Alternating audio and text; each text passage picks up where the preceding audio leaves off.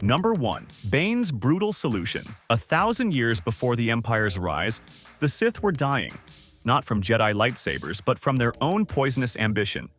Picture this: hundreds of Sith Lords, each convinced they deserved ultimate power, tearing each other apart while the Jedi Order watched from the sidelines, probably sipping tea and taking notes. The Brotherhood of Darkness, the Sith's attempt at democracy, yes, really, had devolved into a catastrophic mess of backstabbing.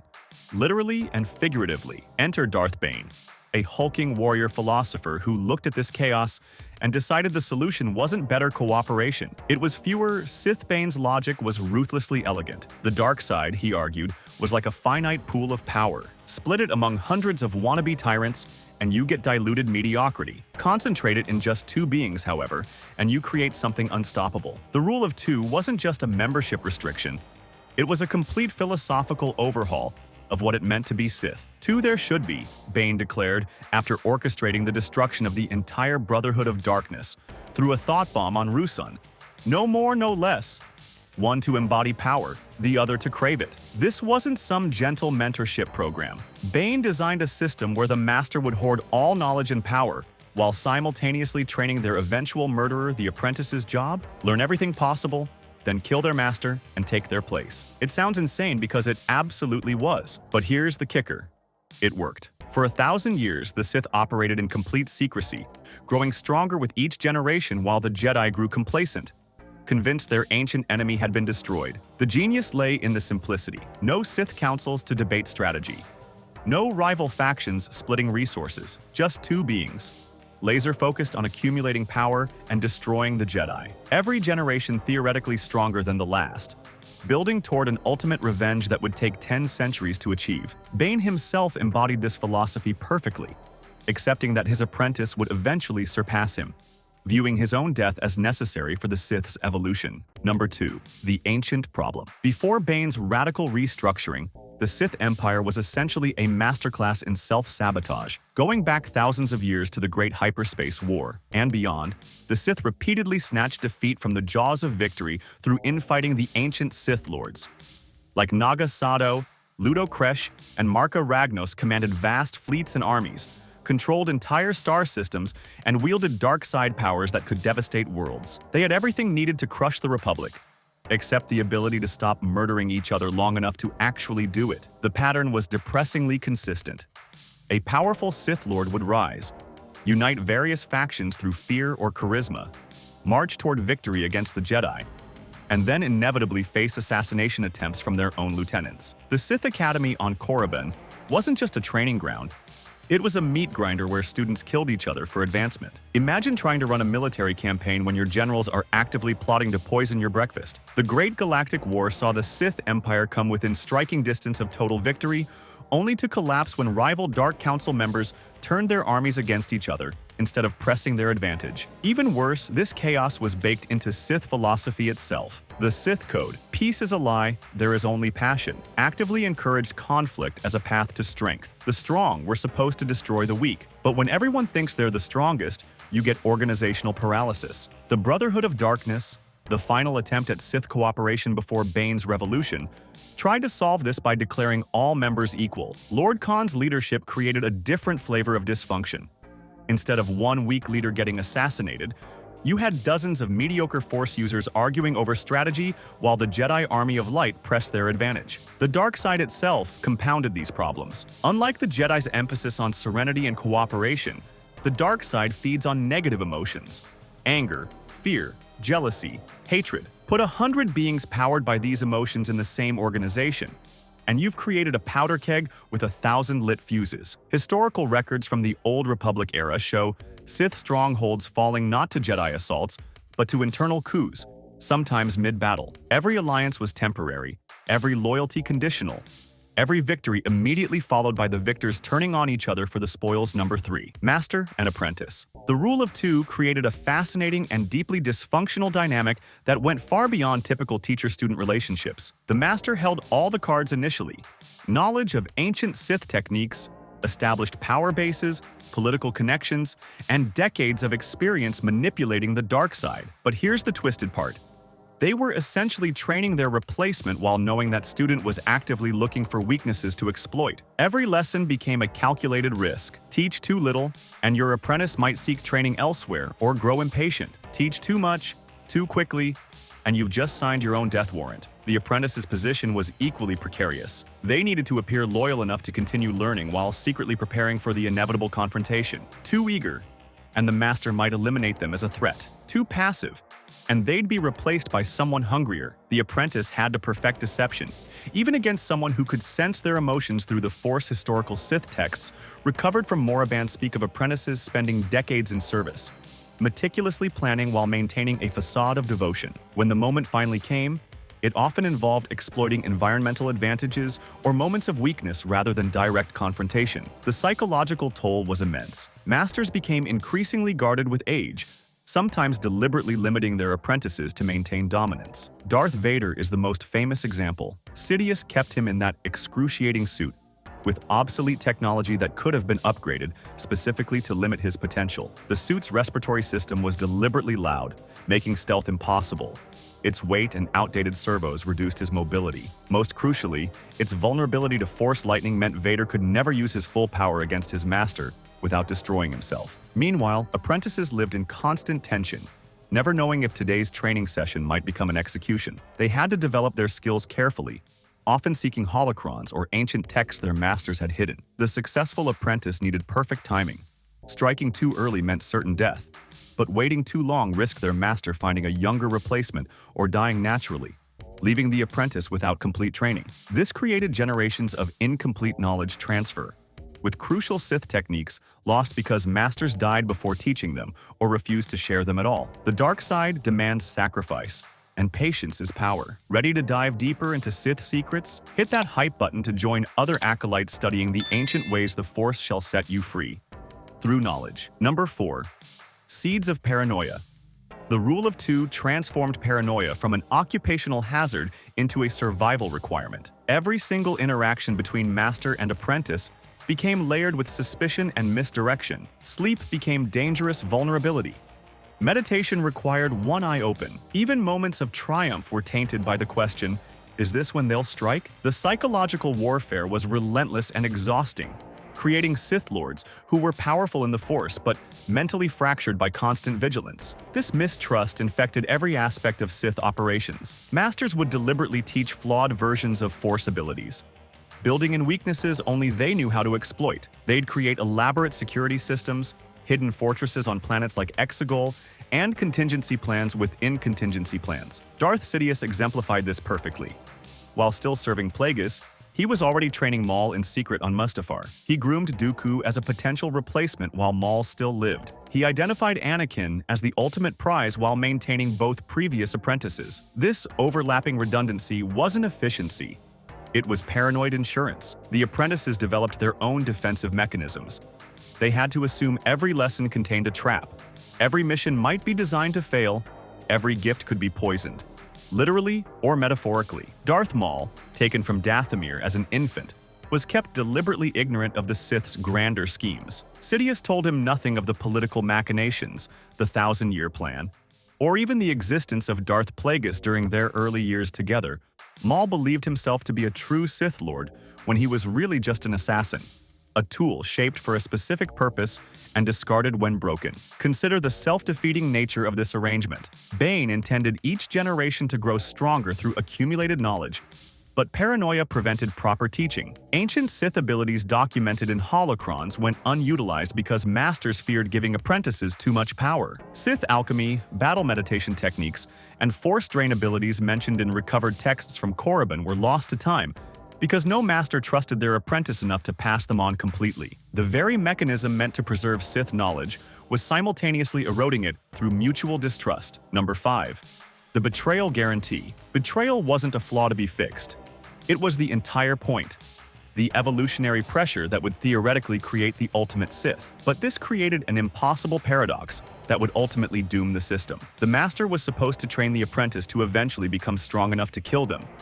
But what rational being actively enables their own murder? The apprentice was supposed to grow powerful enough to overthrow the master. But how do you surpass someone who's deliberately withholding their greatest secrets? Historical records of Sith succession reveal the pattern's fundamental weakness. Successful overthrows rarely came through superior force mastery. Instead, they exploited circumstantial advantages. Ambushes during medical procedures, attacks during diplomatic missions when guards were dismissed, or poisoning that weakened the master before the final confrontation. These weren't triumphant displays of evolved power. They were desperate apprentices using cunning over strength. The rule of two had devolved from survival of the fittest into survival of the sneakiest. The mandate to betray corrupted the relationship from its inception. Sidious trained Maul as a weapon, never intending him to be a true successor, evidenced by how quickly he replaced him with Dooku after Naboo. He trained Dooku as a placeholder, literally telling him he was a temporary solution while grooming Anakin. He trained Vader as a broken enforcer, deliberately limiting his potential through that tortuous life support system. Each apprentice was really just a temporary asset, a tool for a specific phase of the grand plan, rather than an heir to Sith knowledge. The system also created premature strikes born from desperation rather than readiness. Apprentices, fearing replacement or discovery of their plotting, often attacked before achieving true mastery. This led to failed coups that either killed promising students or left them diminished. The Clone Wars series revealed that Dooku knew Sidious was grooming Anakin as his replacement, making every interaction a careful dance of proving his continued usefulness while searching for advantages. The rule of two had become a death spiral where both parties worked against its intended purpose, masters withholding crucial knowledge for survival, apprentices striking prematurely from fear of replacement. Number 6. Plagueis and Sidious. The relationship between Darth Plagueis and Darth Sidious represents both the apex and the ultimate failure of the rule of two. Plagueis the Wise, as he became known ironically after his death, was perhaps the most scientifically minded Sith Lord in history. He approached the dark side like a researcher studying quantum mechanics, believing that sufficient understanding could unlock true immortality. His experiments with midi-chlorian manipulation went beyond anything previous Sith had attempted, successfully extending lifespans and influencing the creation of life itself. Sheev Palpatine proved the perfect complement, a political genius who understood power in dimensions beyond raw force ability. Together, they orchestrated the grand plan's final phases with surgical precision, while Plagueis funded operations through his public identity as Hago Damask of the Intergalactic Banking Clan. Sidious infiltrated Naboo's political structure, eventually becoming senator. They worked in terrifying synchronization for decades, Plagueis eliminating threats through financial manipulation, while Sidious built the political networks that would become the Empire's foundation. But success bred the very paranoia, the rule of two encoded into Sith DNA. Plagueis became obsessed with immortality, not just as philosophical achievement, but as protection against his apprentice. His experiments grew more desperate, attempting consciousness transfer, studying essence preservation, seeking ways to anchor his spirit to the physical realm permanently. Meanwhile, Sidious recognized that his master's fear of death had become exploitable weakness. The night before Palpatine's election as Supreme Chancellor, the culmination of their shared efforts, Sidious got Plagueis intoxicated on vintage Nabooian wine and murdered him in his sleep, mocking him with the irony that the master who conquered death couldn't prevent his own. This betrayal perfectly encapsulates why the rule of two was doomed. Plagueis and Sidious had achieved more together than any Sith partnership in history. They were literally hours away from checkmate against the Republic and Jedi Order. But Bane's philosophy demanded betrayal, so Sidious murdered his mentor, losing access to completed research on immortality. Sidious spent his remaining decades desperately trying to reconstruct Plagueis' work, creating inferior clone bodies and flawed essence transfer techniques. When he finally faced Rey and Ben Solo on Exegol, his incomplete immortality failed precisely because he'd killed the one being who'd truly mastered it. The rule of two had forced him to destroy his greatest asset at the moment of triumph. Number 7. Vader's failed coup. Darth Vader's tenure as Apprentice showcases the rule of two's complete structural collapse. From the moment Anakin Skywalker knelt before his new master, their relationship violated every principle Bane had established. Sidious never intended Vader to succeed him.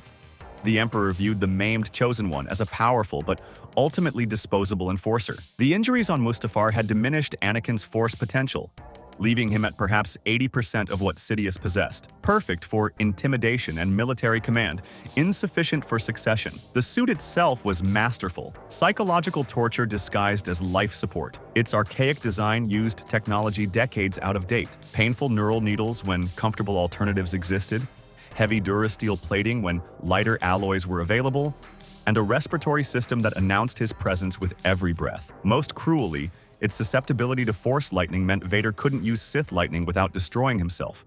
A deliberate weakness Sidious built into his apprentice. This wasn't natural selection through combat.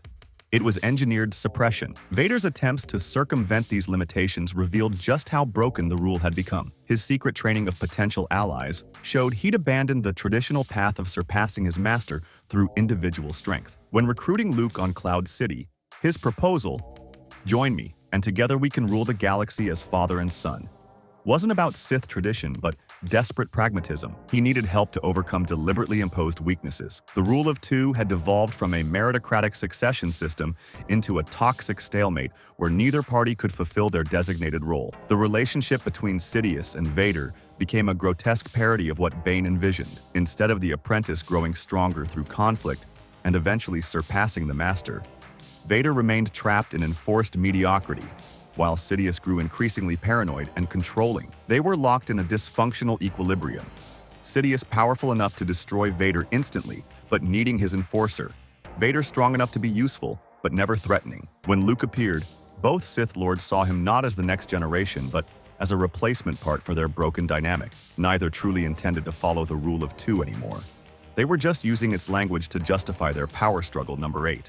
The final collapse. The rule of two's ultimate failure came not through Jedi victory, but through its own contradictions consuming the Sith from within. When Vader threw Sidious down the Death Star's reactor shaft, it wasn't the culmination of Bane's thousand-year plan. It was a father saving his son.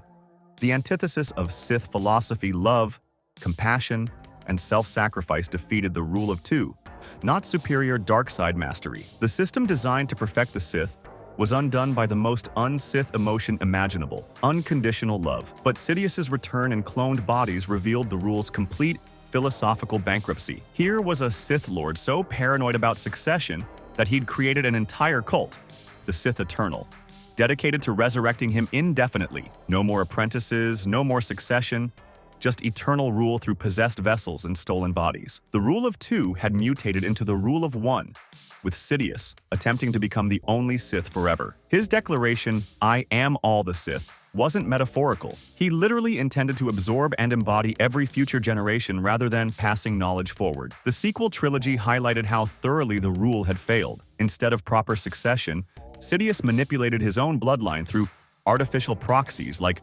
Snoke. The clean master-apprentice dynamic had devolved into a generational family trauma. Rey and Kylo Ren's Force dyad, a bond between equals sharing power, represented everything the rule of two rejected: cooperation without hierarchy, strength through connection rather than conflict, and balance instead of domination. When Rey defeated Sidious with the combined strength of all past Jedi, it demonstrated that connection and legacy through positive relationships would always triumph over paranoid isolation. The rule of two failed because it was built on an impossible contradiction. It demanded trust between beings whose philosophy rejected trust. It required honest education from those whose survival depended on deception. It promoted evolution through conflict, but created conditions where neither party could reach their full potential. Bane's system succeeded in destroying the Jedi Order and birthing the Empire, but it couldn't sustain itself beyond that victory. The Sith didn't lose because they were weaker.